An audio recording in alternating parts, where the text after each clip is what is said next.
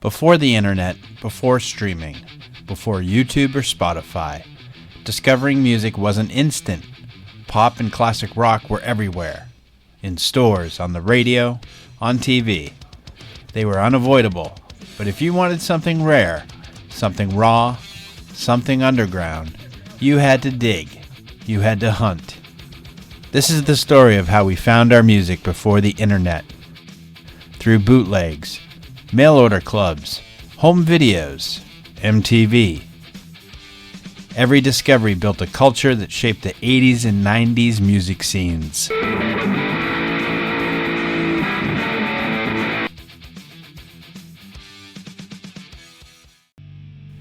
Headbangers Ball.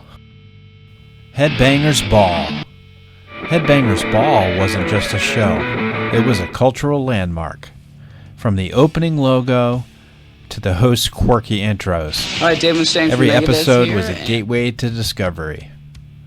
Metallica and Megadeth were staples, but the real gems were the deep cuts. Obscure bands, live performances. Watching Headbangers Ball felt like eavesdropping on the coolest club in the country. Interviews were unscripted chaos. Reed won't change the artists any of his were awkward, stuff. Energetic, and real. That his parents bought You'd catch a riff, a joke, or a comment that would stick in your head for weeks. The show taught you context, I'm having a blast here, man. why a band sounded the way it did, Can't believe MTV had where influences came from, to just let me come on and how the my thing. underground scene survived in the shadow of pop metal and radio hits. We're Anthrax, so we're going to be hosting this Headbangers Ball for the next 3 hours. You witnessed culture clashing and colliding on a without grainy using cameras, TV screen with your VHS timer blinking in the corner, recording the chaos for posterity. Take things and buy comics and collect Headbangers comics. Ball. That's where we found some of the strangest and most influential bands. Hang out here and look at books and Headbangers take things Ball. And buy comics. So stay with us and we'll see you later. Hang out.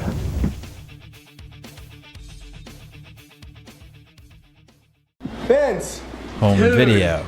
Official band videos were not easy to come by, especially for some of the harder edge You stuff. missed the interview. Dude, I MTV forgot. had I'm them. sorry.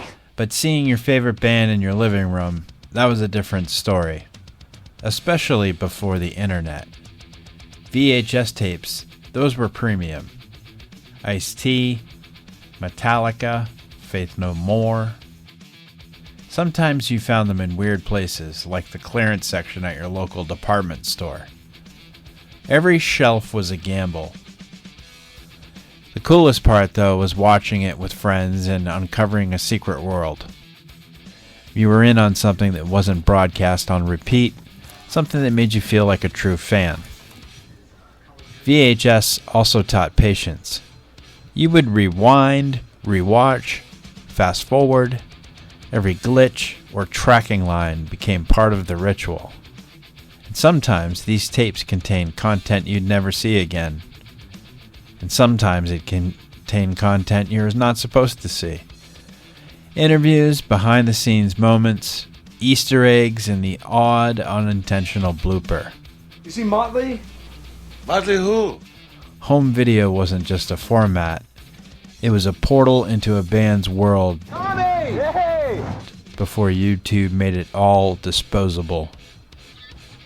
You fucked up. You trusted me.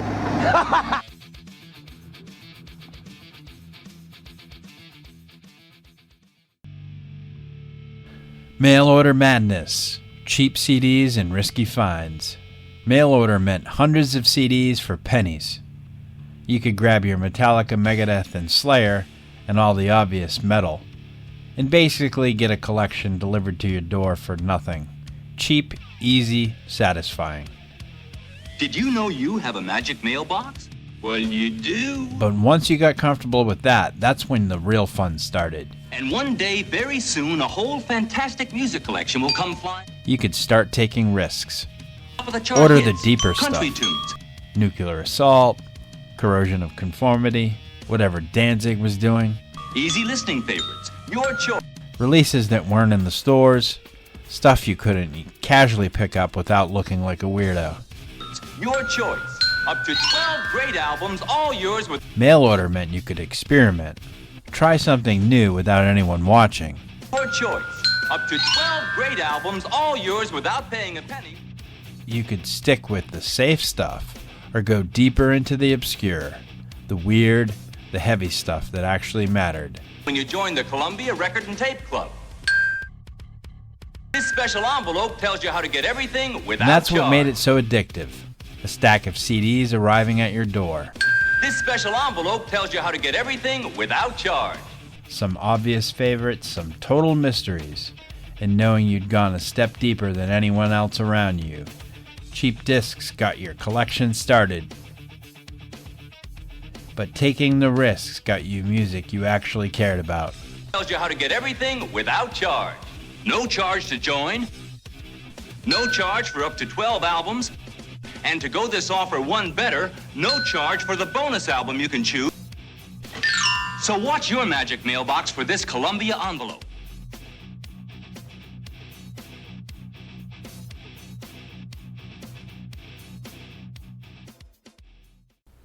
Bootlegs. Bootlegs were the lifeblood of underground fans. In the late 80s and early 90s, cassettes ruled. CD bootlegs started showing up, but the cassette was king. Scratched, hissy, sometimes mangled, always magical. These weren't sold in stores, not officially. You had to know someone, trade tapes, or stumble across them in a local shop that looked like it hadn't changed since 1978. Mainstream pop was unavoidable. The radio blasted it. The charts were flooded with it. MTV practically shoved it down your throat. But buried in those dusty bins were the rare live shows, unreleased tracks and demos you'd never hear anywhere else. A Metallica set from Donington Castle or a live Guns N' Roses radio broadcast could take hours to track down. The thrill was in the hunt. And every bootleg had its quirks. Hiss, pops, tape flutters. It wasn't just music, it was texture. The drums might skip mid-verse, the guitar would occasionally jump into the wrong mix, or the singer's mic would buzz.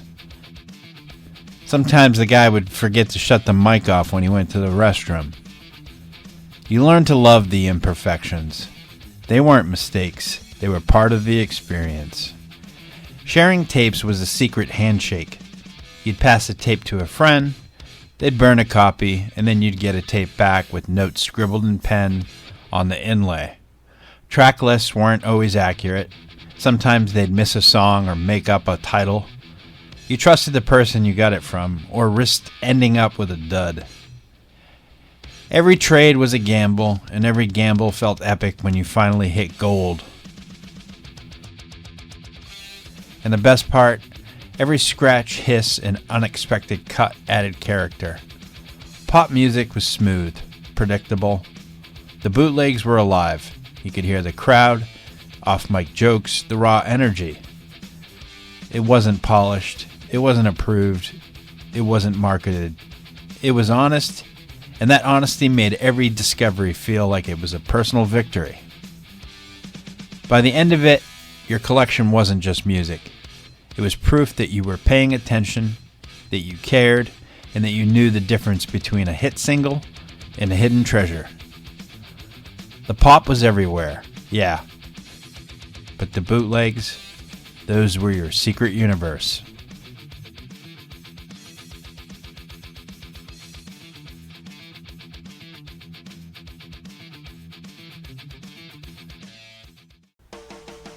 Mom and pop record stores. Now, when people hear mom and pop record store, they may imagine some dusty antique shop full of scratched vinyl and weird old guys arguing about jazz. That may be true. That's not what we're talking about here, though. These were normal music stores. They had the same things the big chains had. Brand new CDs, cassette tapes, posters, maybe even VHS music videos. The difference was the format. The difference was also the catalog. Corporate stores carried what sold nationally. Mom and pop stores carried what the owner cared about. And you could usually tell what kind of store it was within about 10 seconds of walking through the door. Some stores had that unmistakable Grateful Dead energy. Tie-dye hanging somewhere near the counter, maybe a wavy psychedelic sign, which meant the racks were probably loaded with jam bands, classic rock imports, new age stuff, maybe some weird folk records nobody asked for. You'd flip through a few bins and realize this wasn't really your territory.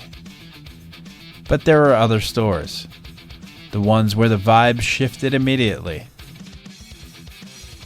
Imported metal CDs, weird bootlegs, band patches, maybe even some photocopied flyers for some upcoming shows. And right away you knew, okay, this place knows what's up. Those were the stores where the metal sections weren't an afterthought. They were deep. You'd find the bands the chains never carried. And that's what made these stores so important. They weren't optimized. They weren't curated by a marketing department. They were shaped by taste. Because every great record you discovered in those stores wasn't there because an algorithm recommended it. It was there because some guy who loved that band decided to put it there. And that tiny decision by one metalhead, one punk, one obsessed music nerd, ended up shaping what an entire generation of people discovered next.